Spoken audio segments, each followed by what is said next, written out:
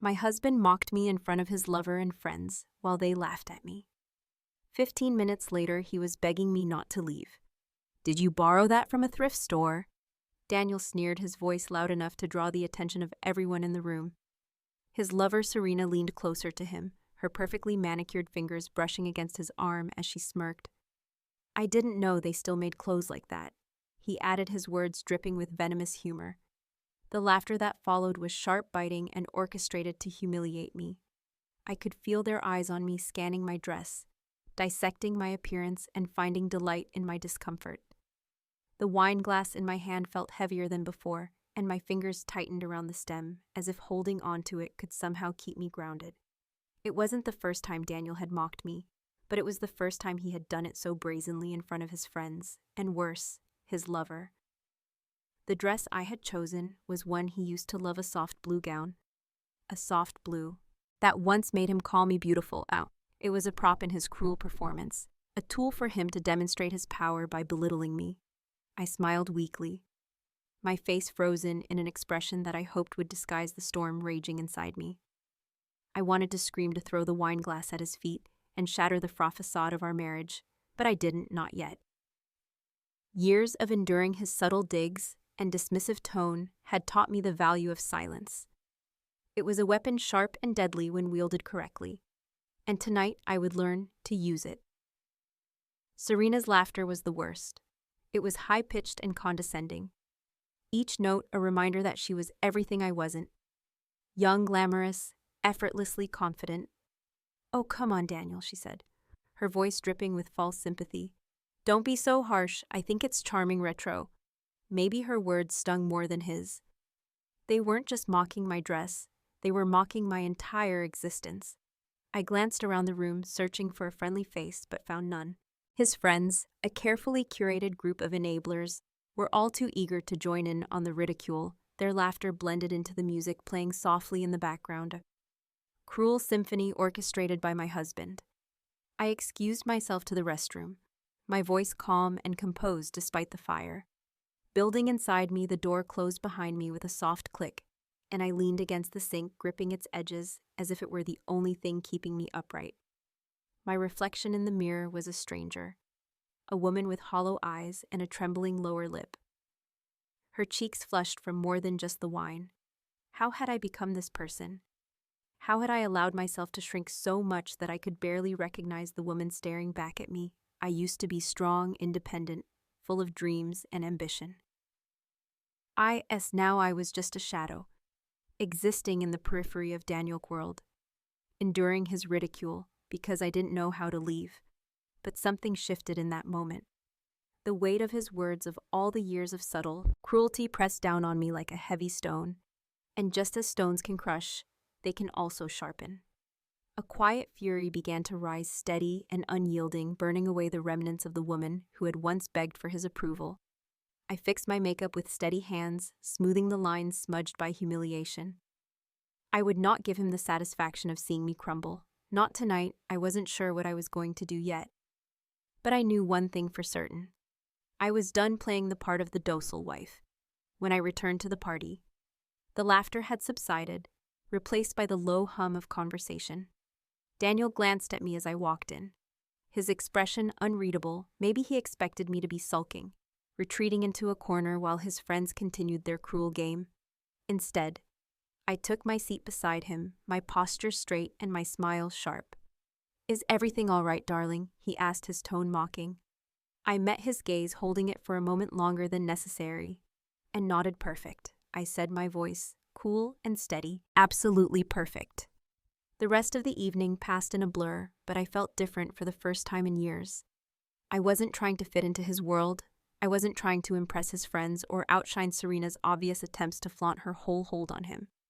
I was detached, observing the scene like an outsider, cataloging every insult, every smug smile, every moment of ridicule. They thought they were winning, but they didn't realize the game had changed when the party finally ended. And we were alone in the car. The silence between us was heavy, almost suffocating. Daniel reached over to touch my hand, but I pulled away, staring out the window at the passing streetlights. "What's wrong with you tonight?" he asked, his voice tinged with irritation. I turned to him, my expression calm. Nothing, I said. I just have a lot to think about. The unease in his eyes was satisfying, but I didn't let it show. He didn't press further, probably assuming I would sulk for a few days before returning to my usual selfie. Didn't realize that the woman sitting beside him wasn't the same one he had mocked hours earlier. When we arrived home, I went straight to the bedroom, closing the door behind me. I sat on the edge of the bed, staring at the blue dress that now felt like a relic of a past life. Slowly, methodically, I removed it, folding it neatly before placing it in the back of the closet. It wasn't just a dress, it was a symbol of the woman I used to be, the one who cared too much about his approval. I wouldn't need it anymore. Daniel knocked on the door, his voice softer now. "Are you coming to bed in a minute?" I replied, my tone neutral as the door clicked shut behind him. I let out a slow breath, feeling the weight of years of silence lifting off my shoulders. I didn't have all the answers yet, but I knew one thing for sure. This was the beginning of the end for him. For us, for the illusion he had worked so hard to create. I wasn't going to leave quietly. Daniel and everyone who had laughed at me tonight would feel the full force of my fury. They had taken my dignity, my confidence, my joy, and I was going to take it all back. Piece by piece, the morning after the dinner party, the house was eerily quiet. Daniel had left early for work without a word, as though the previous night's events had no significance. It was his usual pattern. Mock, humiliate, and move on, as if nothing had happened, but I couldn't move on. The fire that had been ignited in me the night before had only grown stronger, and I was done pretending everything was fine. The hours passed in a blur of routine, but my mind was anything but calm. I replayed every word, every sneer, and every laugh from the dinner party. The way Serena had looked at me, her eyes dripping with condescension, and how Daniel had used me as the butt of his jokes, while the people he called friends joined in without hesitation.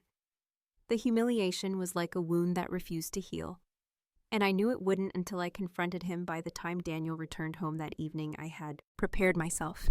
I wasn't sure how he would react, but I didn't care anymore. I was done walking on eggshells around him, done trying to shield myself from his emotional landmines as he walked through the door, his tie slightly ashed and his phone glued to his hand. I stood in the kitchen waiting. "Hey," he said casually, barely glancing at me. "Dinner ready." I folded my arms, leaning against the counter. "We need to talk."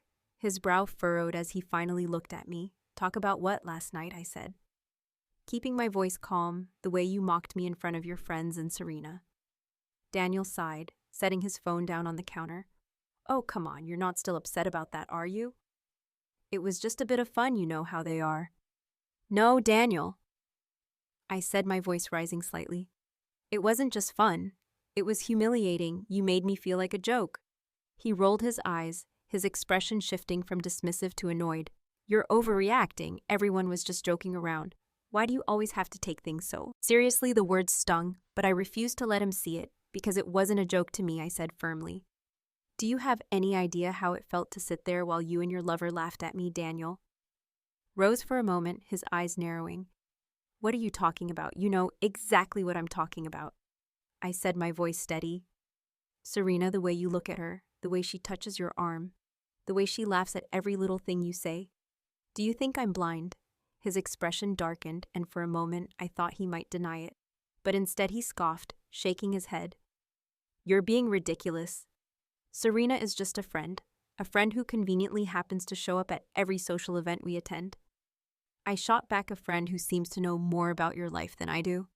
Daniel didn't respond immediately. Instead, he grabbed a glass from the cabinet and poured himself a drink. "I don't have time for this," he muttered, taking a sip. "You're making something out of nothing." I stared at him, disbelief coursing through me. "You don't have time for this. You don't have time to address the fact that you've been treating me like garbage, that you humiliated me in front of your friends and your lover enough." He speed, slamming the glass down on the counter. "I said it was just a joke. Why can't you let it go? Because I'm done letting it go." I shouted, my voice breaking. "I'm done letting you treat me like I don't matter. I'm done pretending that this marriage is anything more than a facade." His eyes widened slightly, and for a moment I saw something resembling fear, but it was quickly replaced by anger. "Oh, so now you're the victim." he sneered. You've always been so dramatic, always looking for a reason to feel sorry for yourself. The words hit me like a slap, but instead of breaking me, they fueled the fire inside me. I stepped closer to him, my voice low but steady. I'm not the victim, Daniel. I'm the woman who's finally waking up to the fact that I deserve better than this. He laughed bitterly, shaking his head. Better than this, sir? Good luck finding someone who put up with your constant whining and insecurities. I felt the tears welling up in my eyes, but I blinked them back, refusing to let him see me cry. You know what, Daniel? I said, my voice calm, despite the storm raging inside me. You're right, I do deserve better, and I'm going to find it with that. I turned and walked out of the kitchen, leaving him standing there, his drink forgotten on the counter. My heart was pounding, my hands trembling. But I felt a strange sense of relief for the first time in years.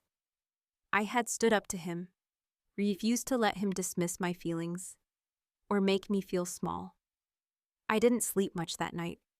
My mind raced with thoughts of what I would do next. How I would take back the power he had stolen from me, piece by piece. I knew it wouldn't be easy, but I also knew I couldn't stay in a marriage that had become a prison the next morning. Daniel tried to act as though nothing had happened.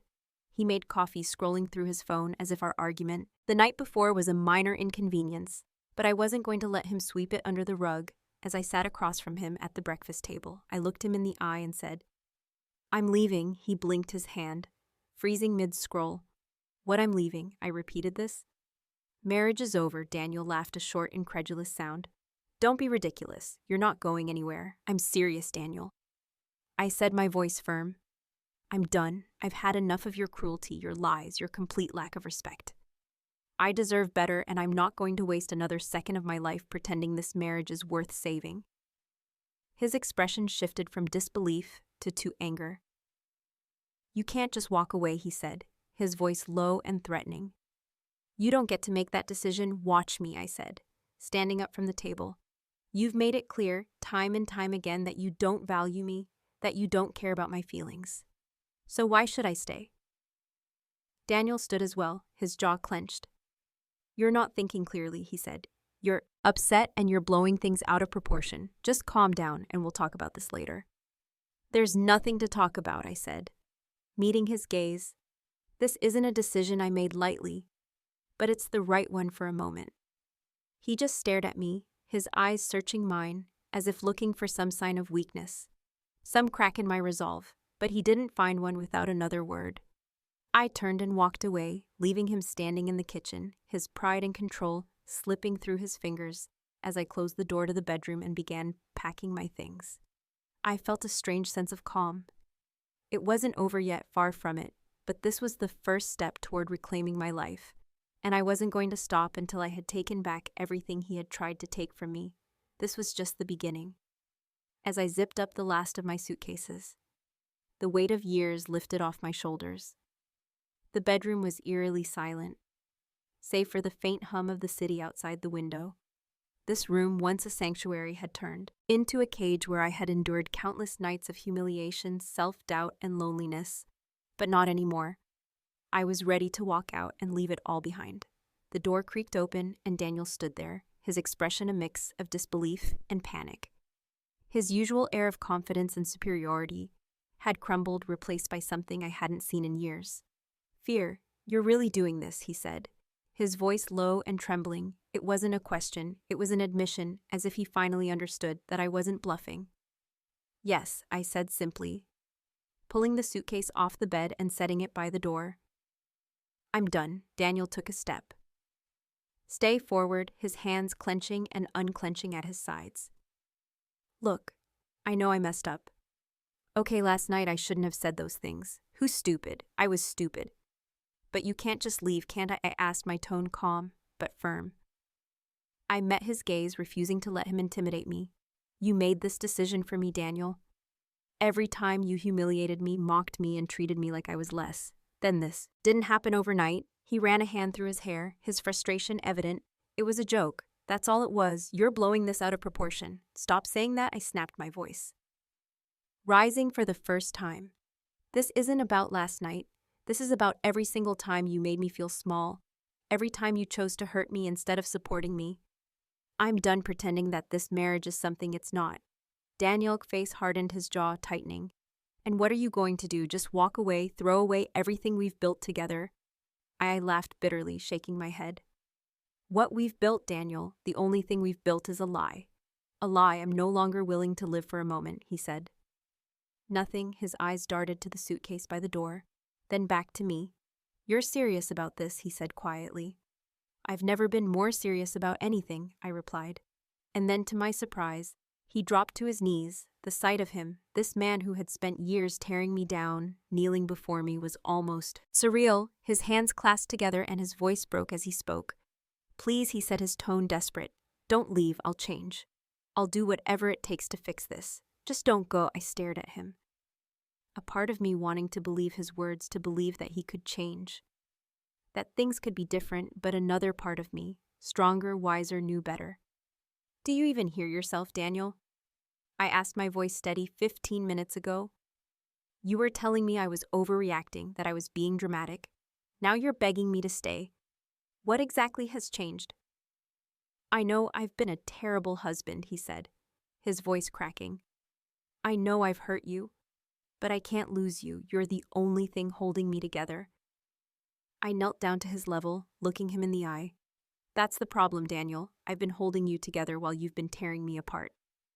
I can't do it anymore. He reached for my hand, his grip tight and desperate. Just give me one more chance, please. I'll go to therapy. I'll stop drinking. Oh, this isn't about therapy or drinking or any of the excuses you've used before.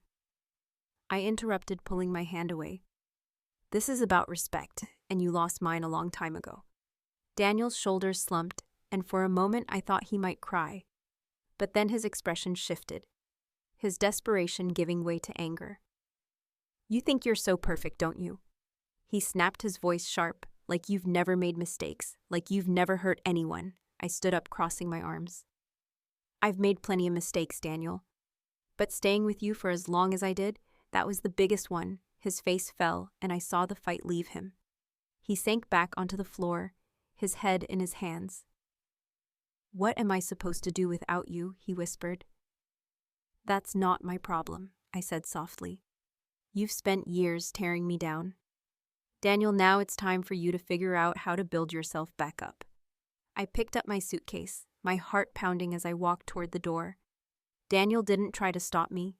He didn't say another word as I stepped out into the hallway. I felt a strange mix of emotions, sadness, relief, and a newfound sense of freedom. But as I reached the bottom of the stairs, I heard his voice again, low and broken.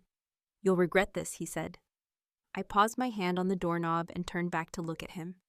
The only thing I regret is not leaving sooner, I said with that. I walked out the door, the cool evening air hitting my face like a breath of fresh air. For the first time in years, I felt like I could breathe as I loaded my suitcase into the trunk of my car. I thought about everything I was leaving behind, the pain, the humiliation, the constant battle to prove my worth to someone who never appreciated it. But I also thought about what I was gaining, a chance to start over, to rebuild my life on my terms. Daniel had always believed he held all the power in our relationship, but he was wrong. The real power had always been mine. I just hadn't realized it until now. As I drove away, the city lights flickering in the distance, I felt a sense of clarity. Hadn't felt in years. I didn't know what the future held, but I knew one thing for certain. I would never let anyone make me feel small again. This wasn't the end of my story. It was just the beginning. As I drove away from the house that had felt more like a cage than a home, I couldn't help but glance in the rearview mirror. For a brief moment, I imagined Daniel standing at the door, his face pale and broken, but the house stood still and silent, just as it always had. I gripped the steering wheel tighter, forcing myself to focus on the road ahead. I had left, but this wasn't the end. Not for him, and certainly not for me in the days that followed. I moved into a small apartment downtown.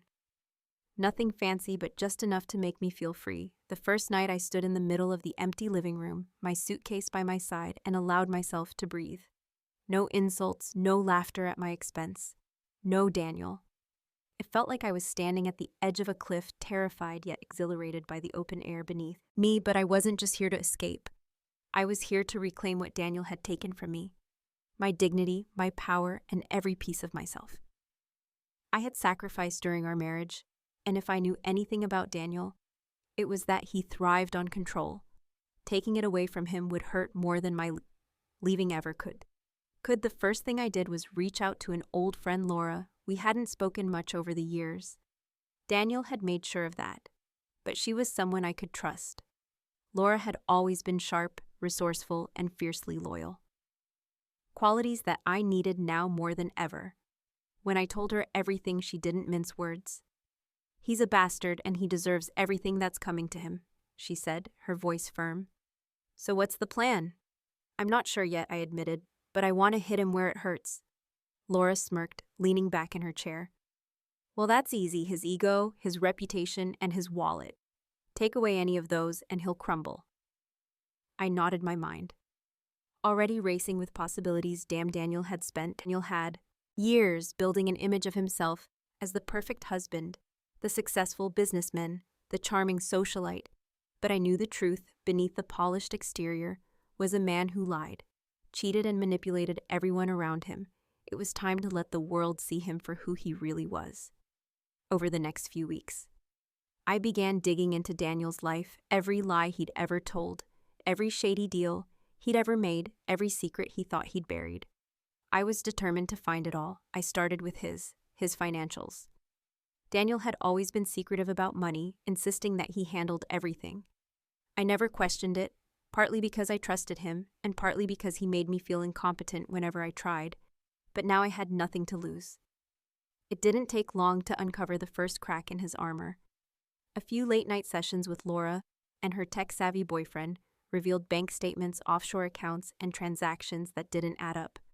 Daniel had been hiding money. Lots of it. Some of it was tied to questionable business deals, others to payments that had nothing to do with our household expenses. Then it was Serena.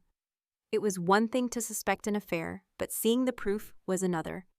I found emails, text messages, even photos of them together, all time-stamp. During times he'd claimed to be working late. The betrayal stung, but it also fueled my determination. I knew that exposing Daniel wouldn't just require evidence, it would require strategy. He was a master manipulator, and if I came at him without a plan, he'd find a way to turn it against me, so I took my time, carefully organizing everything I'd found into a solid case. First, I made copies of all the financial records and forwarded them to a lawyer. Laura had recommended, "This is enough to SN him," the lawyer said after reviewing the documents. "If you want a divorce, you'll walk away with everything and then some." But divorce wasn't my only goal. I wanted to ruin Daniel in a way that went beyond legal proceedings. I wanted to strip him of the power he had used to humiliate me, to make him feel as small and powerless as he had made me feel.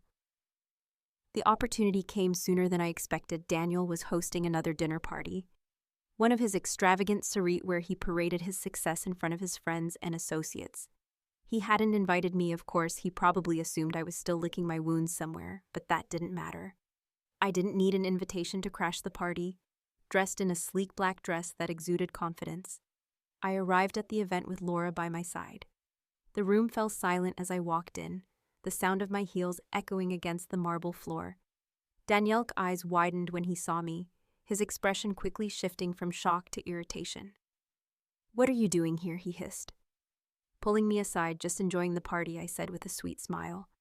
"After all, I am still your wife for now." Before he could respond, I stepped onto the stage, where a microphone was set up. The guests turned to look at me, their curiosity piqued. Daniel followed me, his face pale as he realized what was happening. "Good evening, everyone," I began, my voice steady. "I'd like to thank you all for coming tonight. I'm sure Daniel has told you many wonderful things about his life, his success, and his honesty. But I think it's time we set the records straight." What followed was a public takedown unlike anything Daniel had ever experienced. I laid out the evidence of his financial misdeeds, his affair with Serena, and the lies he had told to maintain his image. The room was silent, the guests too stunned to speak. Daniel tried to interrupt, but Laura The protector stepped in to block him by the time I was finished. Daniel's carefully curated facade had crumbled. His friends looked at him with disgust. His business associates murmured among themselves, and Serena, who had been sitting smugly in the corner, quietly slipped out the door in the days that followed. Daniel's life began to unravel. His business partner, Nurs, distanced themselves from him. His social circle dissolved, and the press caught wind of the scandal, further tarnishing his reputation. He tried to reach out to me, leaving voicemails that ranged from apologetic to angry. But I didn't respond. I had nothing left to say to him for the first time in years. I felt free from his control, his insults, his lies. I had taken back the power he had stolen from me, and I wasn't about to let anyone take it away again. This was my revenge, not just on Daniel, but on the version of myself that had allowed him to diminish me. I had reclaimed my life, my dignity, and my strength, and as I stood in my new apartment looking out at the city lights, I knew one thing for certain: this was only the beginning of the life I was meant to live. I sat in my small but cozy apartment, the soft hum of the city filtering through the window. The revenge plan had been executed with precision, and Daniel's life had begun to fall apart. But I wasn't finished. Taking back my power wasn't just about bringing him down. It was about building something stronger for myself. The fire inside me burned brightly, fueled by the knowledge that I had reclaimed control over my life. Now it was time to ensure that Daniel felt the consequences of every choice he had made. Every cruel word he had uttered, the fallout from my revelations was swift and brutal. Daniel's perfect world crumbled like a house of cards, the foundation of lies he had built his life on, unable to withstand. The truth news of his financial misdeeds spread quickly, and his business partners, once loyal to him, were now scrambling to distance themselves. Contracts were canceled, deals fell apart, and the glossy image of a successful businessman he had worked so hard to maintain was shattered. But the most satisfying blow came from Serena. It seemed that Daniel had been as careless with her trust as he had been with mine. When she learned that he had been siphoning money from one of their joint investments to cover personal expenses, she turned on him. Publicly, Serena, ever the opportunist, gave an exclusive interview to a local magazine painting Daniel as a manipulative liar who had used her as much as he had used everyone else in his life. Her betrayal was the final nail in the coffin. Daniel's reputation was now irreparably damaged, but it wasn't just his public life that had been destroyed privately. He was unraveling, friends. Stopped returning his calls, his family expressed disappointment, and the lavish LIF style he had once flaunted was slipping through his fingers. I knew all this not because I spoke to him. I hadn't answered a single one of his calls or messages, but because Laura kept me informed. She seemed to enjoy the updates as much as I did. It was late one evening when I heard a knock at my apartment door. I wasn't expecting anyone. But when I peered through the peephole, I wasn't surprised to see Daniel standing there. He looked nothing like the man I had once known. His suit was wrinkled, his tie ASU, and his face pale and drawn as if he hadn't slept in days. For a moment, I considered not answering, but something inside me told me to face him one last time. I opened the door and stepped aside, allowing him to enter. He stood in the middle of the living room, looking around at the modest space, as if he couldn't believe this was where I had chosen to live. "This is where you've been staying?" he asked, his voice hoarse. I crossed my arms, leaning against the wall. "What do you want, Daniel?" He turned to face me, his eyes filled with a mixture of anger and desperation. "You've ruined me," he said, his voice trembling. "You've taken everything from me." I raised an eyebrow. "I didn't ruin you, Daniel. You did that to yourself. All I did was make sure everyone else saw the truth. You didn't have to do it like this." He snapped his voice, rising. "You could have handled it privately. You didn't have to humiliate me in front of everyone." I let out a bitter laugh. "You mean the way you humiliated me? The way you mocked me in front of your friends, your lover, anyone who would listen? Forgive me if I don't feel bad about giving you a taste of your own medicine." He took a step closer, his hands clenched into fists at his sides. "I know I hurt you, all right. I know I made mistakes, but this is cruel. I repeated, my voice sharp. Cruel is spending years tearing someone down until they don't even recognize themselves anymore. Cruel is making the person who loves you feel like they're worthless. Don't talk to me about cruel. Daniel, you don't know the meaning of the word. For a moment, he said nothing. His shoulders slumped and the fight seemed to drain out of him. I loved you, he said quietly, his voice barely above a whisper. I still do. I stared at him, the words ringing hollow in my ears. You don't know how to love, Daniel, I said. Not really. Love isn't about control or power or making someone feel small so you can feel big. Love is about respect, and you lost mine a long time ago. He opened his mouth to respond, but I held up a hand, cutting him off. I don't owe you anything, Daniel. Not an explanation, not forgiveness, nothing. You need to leave. He hesitated, his eyes searching mine as if looking for a glimmer of the woman who used to hang on his every word. But she was gone, and I wasn't about to let him drag me back into the darkness. I had fought so hard to escape. Finally, he nodded, turning toward the door. As he reached for the handle, he paused. His voice soft. I hope you're happy, didn't respond. And a moment later, the door closed behind him. I stood there for a long time, staring at the empty space where he had been. My heart heavy but resolute. Wasn't closure. Not really, but it was enough. The weeks that followed were a blur of small victories with Daniel out of my life. I began to rebuild in ways I hadn't thought possible. I started going to therapy, unpacking the years of pain and learning to trust myself again. I reconnected with old friends, people Daniel had driven away, and found comfort in their unwavering support. But the biggest victory came when I found a new sense of purpose. For years, I had put my own dreams on hold, sacrificing my ambitions for the sake of a marriage that had only drained me. Now I was free to chase those dreams without anyone holding me back. I enrolled in a business course, something I had always wanted to do, and began working toward opening my own small consulting firm. It was a slow process, but for the first time in a long time, I felt hopeful. As for Daniel, I heard through the grapevine that he had left the city, unable to face the fallout from his actions. His name no longer carried the weight it once did, and the world he had built on lies had crumbled beneath him. I didn't feel sorry for him, not in the way he wanted me to, but I did hope he learned something from the experience, not for his sake, but for the sake of anyone who might cross his path in the future one evening. As I sat on the balcony of my apartment, a glass of wine in hand, I thought about everything that had happened, the pain, the humiliation, the anger. It was all still there, lingering beneath the surface, but it didn't control me anymore. I had taken that power back, and with it I had found myself again.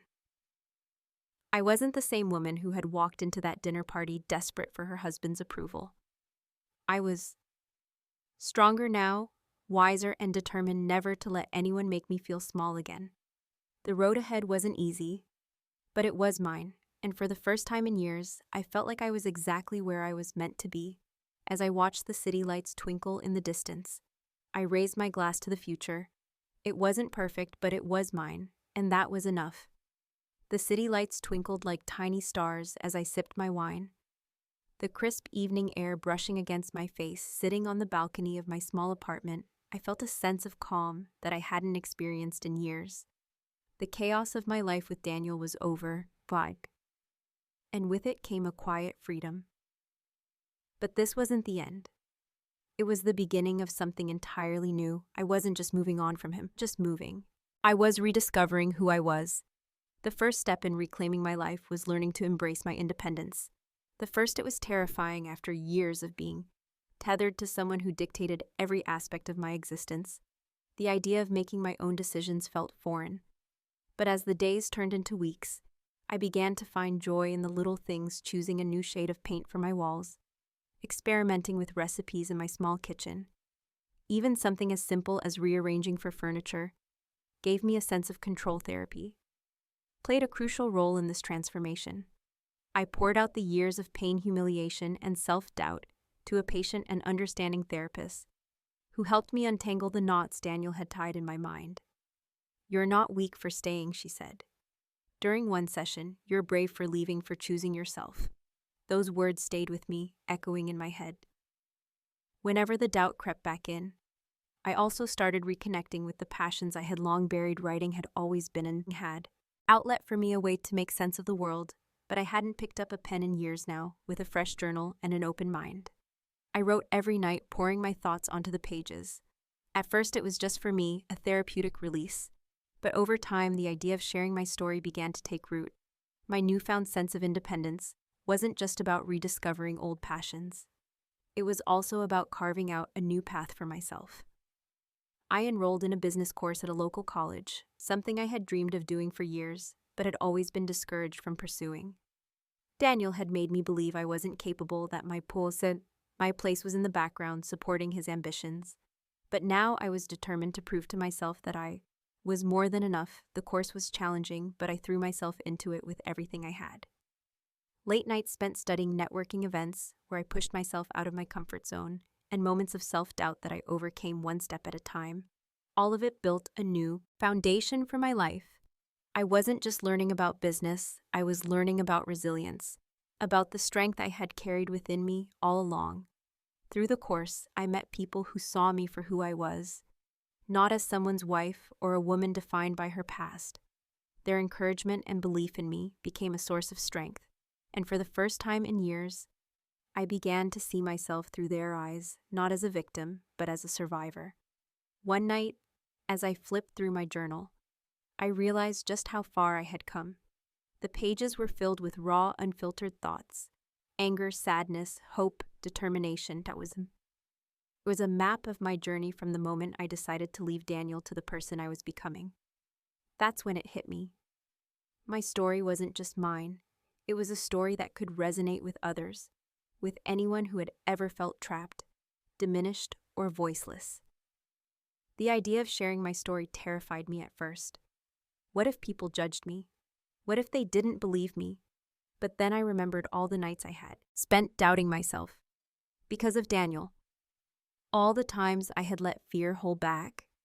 This time I wouldn't let it. I began writing articles, submitting them to blogs and magazines that focused on empowerment and healing.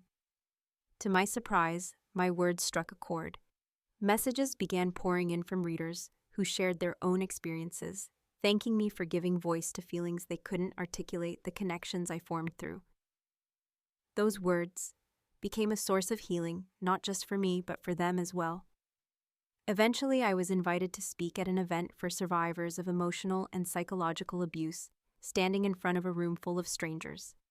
My heart pounding, I shared my story, the good, the bad, and everything in between. By the time I finished, the room was silent, and for a moment I worried I had said too much. But then the applause started and tears filled my eyes as I realized that my pain had a purpose, as I continued to rebuild my life. I heard bits and pieces about Daniel. He had left the city, unable to face the wreckage of his reputation. His business had gone under, and the lavish lifestyle he had once flaunted was now a distant memory. He had tried to contact me a few times, leaving voicemails that alternated between apologetic and accusatory, but I never responded. My life no longer revolved around him, and I wasn't about to let him pull me back into his orbit one day. I received a letter from him. It was handwritten, the words sprawling across the page, in a way that felt desperate. He apologized for everything, for the humiliation, the manipulation, the betrayal. He wrote about how much he missed me, how he wished he could undo the past. But the letter wasn't about me. It was about him, about his guilt and his regret. He wanted forgiveness, but I wasn't ready to give it to him. Maybe I never would. Instead, I folded the letter and placed it in a drawer.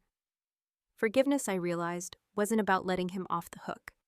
It was about freeing myself from the weight of his actions, and in time I knew I would get there, but for now, I was content to let it sit. A reminder of how far I had come. By the end of the year, my life looked nothing like it had before. My consulting business was taking off. My writing was being published in major outlets, and I had built a community of people who supported and uplifted me. But the biggest change was within me. I had found my voice, my strength, and my sense of self. All things Daniel had tried to take away, but couldn't destroy. One evening, as I prepared to speak at another event, I stood in front of the mirror, adjusting the microphone clipped to my dress. The woman staring back at me was someone I barely recognized, confident, poised, and unafraid. The scars of my past were still there, faint reminders of what I had endured, but they no longer defined me. They were part of my story, but they weren't the whole story. As I stepped onto the stage, the audience's applause washed over me, and I felt a surge of gratitude not just for the people who had supported me, but for myself. For the woman who had decided to take back her life, no matter how hard it seemed. I smiled, looking out at the crowd, and began to speak. "My name is Emily," I said, my voice steady, "and this is my story. But more importantly, it's a story about survival, about strength, and about the power we all have to rise from the ashes."